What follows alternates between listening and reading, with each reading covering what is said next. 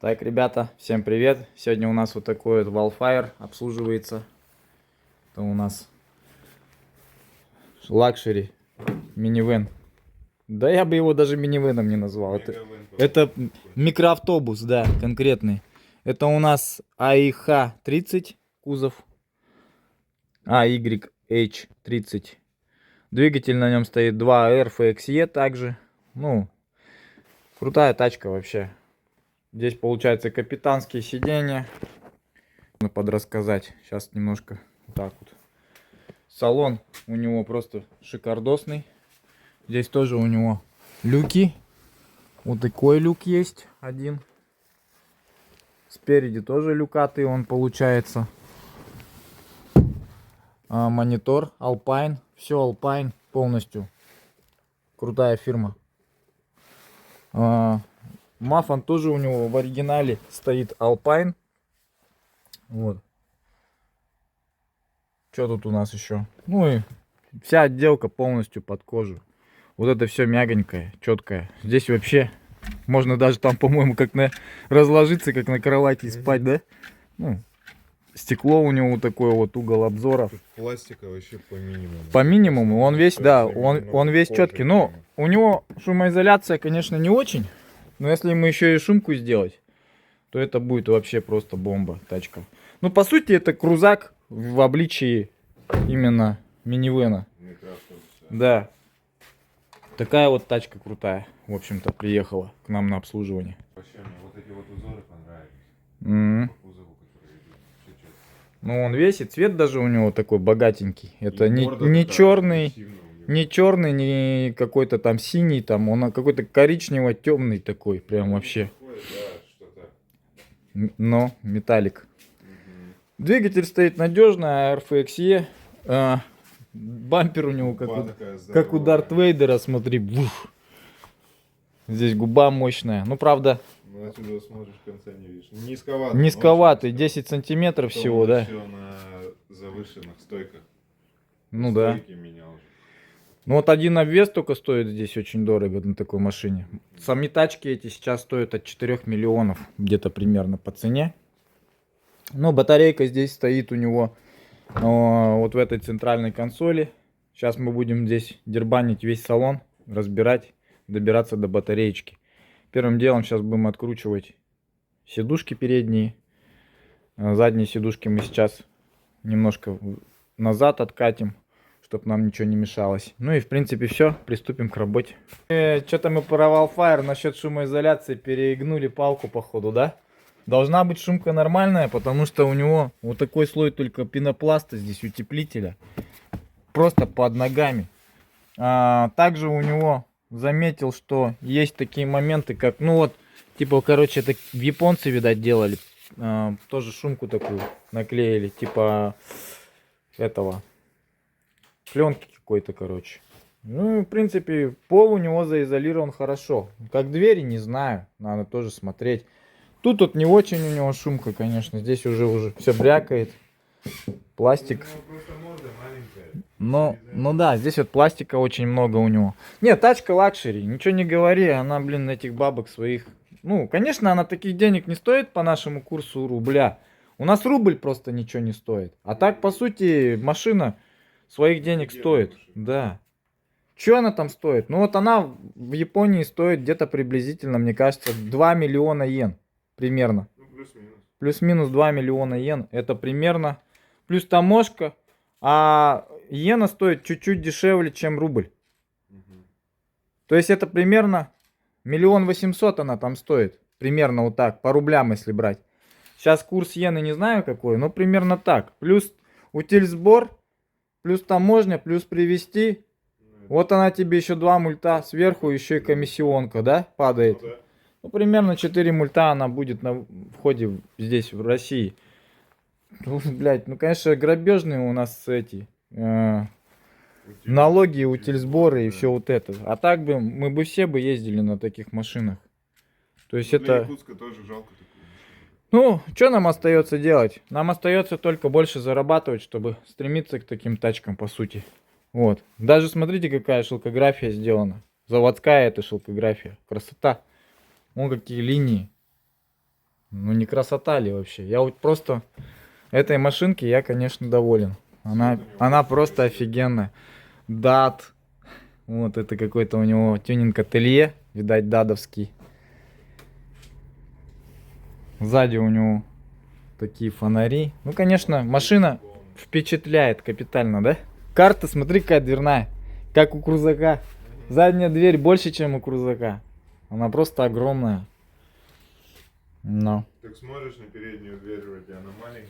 Но. Что-то открутил? Фаршированная. Открутил? Откручивай. Сейчас откручиваем сидушки потихонечку. Добираемся. Добрались мы до батареечки, можно сказать. Вот она у него здесь. И видим, что уже начала забиваться вот эта сота. Тут много грязи. Вот, пенопласт какой-то. Вот так вот был пакетик, между прочим. Вот так уже перекрыл, получается. Вот так вот он был. Он просто выпал. А так он, получается, перекрыл уже одну соту полностью. Вторая сота почти забита была шерстью. Эти тоже шерстью. Ну, то есть, уже продува у нас нормального нету. И батарейка уже начинает ловить нагревы. Это сейчас хорошо, у нас зима. Человек пригнал автомобиль только с Хабаровска, в принципе. Ну, как она в Хабаровске ездила, непонятно. Без обслуживания. Ну, сейчас мы ее обслужим. Сеточки почистим. Ну, и по факту машинка у нас в кулере по-любому грязи много. Сейчас будем всю батарейку вытаскивать. Продуем ее от пыли. И на этом все. Будет тачка обслуженная. И летом можно спокойно ездить. Хозяин у нас уже предупрежден, что этой машине нужна будет идеальная чистота, чтобы он за тачкой следил. Так как еще дети, бумажки, все полностью после них все надо убирать. Вот. Если так будет делать, то в принципе тачка будет ему служить очень долго. Ну все, в принципе, сидушки убираем. В таком космолете можно просто балдеть, отдыхать вот так вот. Никаких курортов, Чили не надо. Там Египет, Турция. Можно вот так в гараже просто развалиться у себя на диване и просто кайфовать, да? Ну. Никакого моря не надо. Не надо, он телек опустил, море включил. Да, вот так вот. Бах, кнопочку нажал, бах, и все. Сидишь, тебе кинотеатр тебе домашний. Вот это машина, я понимаю. Сейчас откручиваем, короче. Добираемся до батареечки. Ну, воздуховоды, конечно, все грязные. Пыли очень много и грязи очень много. Сейчас, ну, как бы машина годами просто в Японии эксплуатируется, потом в России не обслуживается. Сейчас будем все это делать. Вот батарейка японская еще нашел. Нифига. Мы тут уже много чего нашли. Кредитку нашли. Не машина, а клондайк какой-то. Грязи тут очень много. Вон сколько всякое. Семечки всякая, вот такая лабуда. Вот, камни всякие. Воздуховоды. В принципе, воздуховоды нормальные. Здесь что у нас? Кулера. Ну вот, воздухом вот сюда идет. Вот он. Это тоже Ну. грязи. Ну немало. слушай-ка, кулера-то не совсем грязные. Ну, пыльная. есть так. Налет есть пыльный. Есть налет и все, да. Ну не сказать, что она прям вообще прям в хлам грязная, вся засранная. Вот это вот сильно сторона. Это у нас забор воздуха идет отсюда жесткий. Кидали мы Wildfire вот так вот. Все разобрали абсолютно. Так вот. Что было, что стало, да? Весь перед. Ну что можно теперь на разбор его? В разбор продавать. Теперь он не поедет. Первой половины уже нет. Да, короче, это. Сейчас батарейку сюда на стол. Здесь сейчас подготовим все. И будем с ней тут работать. Выглядит батареечка с такого Wildfire. Она у нас похожа чем-то на Camry. Но только у него мозги по-другому расположены. Ну а так, собрана с элементов таких же. Тут сделано, как устроено. Видишь, перегородка у него идет посередине. А почему? Потому что он два кулера. Он по пол батарейки продувает. Пол батарейки сюда идет, вниз ушла, поток воздуха обратно вернулся. Здесь тоже пол батарейки. И опасность в том, этой батареи в том, вообще в этих машинах косяк в том, что два кулера, если один забьешь, пол батареи у тебя не выживет. Будет греться, да. Просто берется, вот сколько тут? Раз, два, три, четыре, пять, шесть, семь, восемь, девять, 10, 11, 12, 13, 14, 15, 16. 16 элементов может умереть. Да, сразу. Поэтому кулера надо следить за ними полностью, ничего не перекрывать. Ну а так, в принципе, ну открываю вот эти вот. Сейчас посмотрим, какие контактные группы. Батарейка это ни разу не разбиралась. Можно посмотреть, проследить по вот этим вот. Вот смотри, 18, 19. Вот. Тут что у нас уже серия другая пошла. 00. Так, что тут у нас? Тут другая вообще серия. Ну, как-то они по-другому как-то сделаны. Так посмотреть, что тут было. Как будто ремонт производился, да? Было, В Японии. Ага. Вот так вот японцы отмечают ремонты свои. Вот, красным, синим. Да, она ремонтировалась в Японии. Короче, это ремонтная батарея. Но она делалась не в России. Это делалось уже где-то там в Приморье. Значит, качественно. То есть в Японии, да. То-то тут и бархоток нету, вот этих наклеек, короче. Они должны быть, по идее. В общем, эту батареечку уже делали что-то с ней. А так, по идее, она вся номерная, вся по порядку должна идти.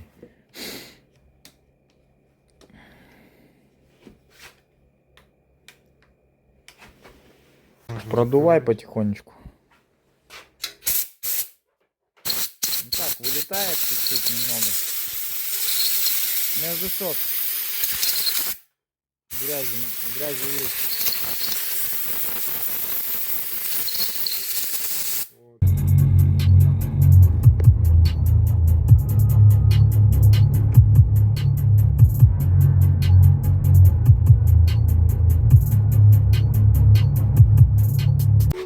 Так вот мы чистим контакты, они уже как новые. Вот такие вот. Как с завода. Сейчас выполним противоокислительный комплекс. Будем собирать батареечку. И на этом все. Обслуживание батарейки у нас пройдет. Кулера надо будет продуть. Все вот эти вот. Все продул уже, да? Все чистенько, все подготовил. Вообще четко. Салон вот такой уже чистый. Не знаю, как пока. Сейчас попробую подсветочку врубить. Все пропылесосили. Все, что было. Че, японских копеечек не было? Не знаю, надо будет потом фильтр проверить. Ну, вроде не было. А так обычно такие машины приезжают. Бывает, кучу копеек собираем, бывает. Там по 5 копеечек, по 3 кладут. Ну, видать, или у японцев падают они. В общем, находим мы всякие разные копейки. Вот, у нас баночки даже специальные есть. Мы копим. Когда-нибудь поедем в Японию. Че почистил? Как новый. Все, ставим. Все, на Альфарде батареечку обслужил, все собрал. Корпус весь собрал, все нормально. Еще дополнительно установил вот такой вот альпайновский видеорегистратор. Хозяин сам купил, попросил, чтобы поставил. Ну, в общем-то, поставил вот так. Сейчас немножко провод еще поправлю, чтобы он ровненько шел. Но, в принципе, ничего не заметно. Вот так вот он идет. Здесь тоже все скрыл. Проводку всю скрыл, подключил. И все нормально как бы. Вот он работает, Alpine. Поставит приложение и будет счастье. Здесь, получается, можно настраивать угол. В принципе, хороший регистратор такой, качественный. Вот так вот поправил регистратор. Вот так его установил. Марка Alpine. Работает через приложение, через Wi-Fi. В общем, очень красиво будет смотреться и не мешаться обзору, ничего как бы. Провода никакие не видно, все хорошо. Сейчас флешку воткнем и будет работать. Что, начинается самое веселое. ВВБ я ему обслужил. Установил видеорегистратор. Сейчас, кстати, видеорегистратор вот такой вот марки. DVR M02 Max. Альпайновский. Японский. Японское качество. очень хороший. Вот. Тут у него матрица Sony IMX335 сенсор. Я думаю, клиент разберется, она с приложением работает. Вот, в принципе, все. Самое тут сейчас начинается такая работа, это достать надо, долезть до дроссельной заслонки. Тут вообще все очень... Здесь надо будет снимать жабо, скорее всего. Очень трудно, короче. Сейчас буду добираться. Да, я думал, нет машин. Машины сложнее, чем степ-вагон по чистке дроссельной заслонки. Но оказалось, Wildfire это полная жопа вообще. Это даже не Estima. В Estima все проще. Вроде бы все, двигатель тот же самый, компоновка. А ни хрена. Двигатель чуть-чуть вниз опустили. И стекло, получается, вообще мешает. Добраться вообще просто жесть. То есть она, вон она, дроссельная заслонка у него. Он там аж в патрубке. Внизу. Ну и тут все мешается. Здесь, короче, клапан EGR. Вообще провода, все мешается. Вот такая машина сложная, короче, в обслуживании. Здесь надо все разобрать полностью. Ну, сейчас вот этот патрубок попробую как-нибудь стянуть. Мне полегче уже будет. Короче, кое-как открутил дроссель с Wildfire. В общем, не зря. Главное, что все это не зря. Потому что вот она какая черная. Просто вообще жесть. Ее никогда никто не чистил, конечно. Японцы ездили. Вот весь пробег она по-любому не откручивалась ни разу. Замочил, пускай отмачивается. Да, ну это, конечно, трэш вообще. Нафиг такие машины делать, чтобы их потом не обслуживать? Непонятно. Вот. Клапан EGR там тоже просто так не открутишь. Вообще его там трубку точно не откручу никак. Она туда уж заходит вовнутрь. Вот, поэтому тачка в обслуживании очень тяжелая. А так 2R, двигатель хороший. Ну у меня на Харриере там все просто. Такой же движок, но подкапотного пространства намного больше. Я там могу просто вообще везде залезть. Не то, что здесь, конечно. Тут потому что микроавтобус. И двигатель они поставили. Морду вынесли сюда. Лучше бы они его сделали с мордой. Чуть-чуть. Чтобы можно было обслуживать. Вот длины морды ему бы вот так хватило бы, в принципе. Вот такой вот. Был бы капотник. Ну, либо по-другому двигатель расположить. Боковое надо было сделать им расположение двигателя. Но это они неспроста сделали. Японцы не дураки. Это балансировка. То есть сбалансировали таким образом. Ну, а обслуживать это уже для них чуждо. Потому что японцы тачки не обслуживают. 50 тысяч километров и все. Отдали куда-нибудь в Россию. Или в Пакистан, или в Малайзию. Куда-нибудь продадут, короче. А обслуживать им не нужно. А если будут обслуживать по тяжелой, то они просто загоняют машину в сервис. Поднимают ее на подъемнике. Ну, то есть все полностью, все агрегаты откручиваются. Вниз вместе с балкой все роняется и обслуживается. Ну, такое обслуживание у них стоит тоже недешево. Ну все, сливаю антифриз с инвертора. Вот он. Сейчас поменяем антифриз, зальем свеженький. ТСЛ минус 50. Вот. Потому что здесь какой-то не очень хороший антифриз был. Походу 20-ка разбодяженная с этим, с концентратом была. В общем, такой грязненький антифриз был. Сейчас солью зальем хороший. Вот хозяин купил сам антифриз. Я попросил его ТСЛ. Все зальем, в одном контуре поменяем. Ну и все, тачка в принципе обслуженная вся. Дроссель почистил, ВВБ мы сегодня обслужили. Полностью все кулера почистили, контакты. Вот, все сделали, в общем, четенько.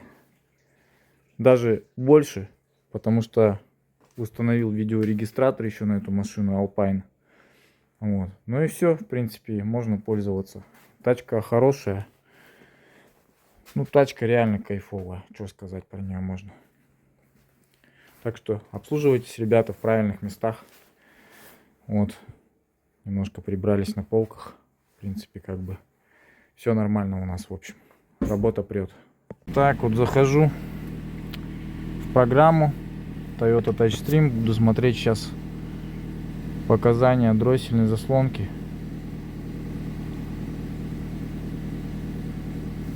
Что покажет? Должно быть все огонек. Дроссель был очень грязный.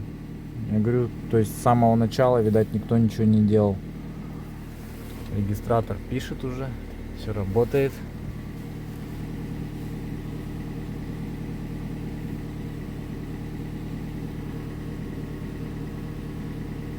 Еще, ребята, хочу сказать, что у кого вот такие магнитолы японские, да, и у кого есть HDMI выход, тут может как бы это на свой HDMI вывести, подключить к HDMI, то есть приставку. Называется она Xioma Stick. Она идет вот с таким пультом.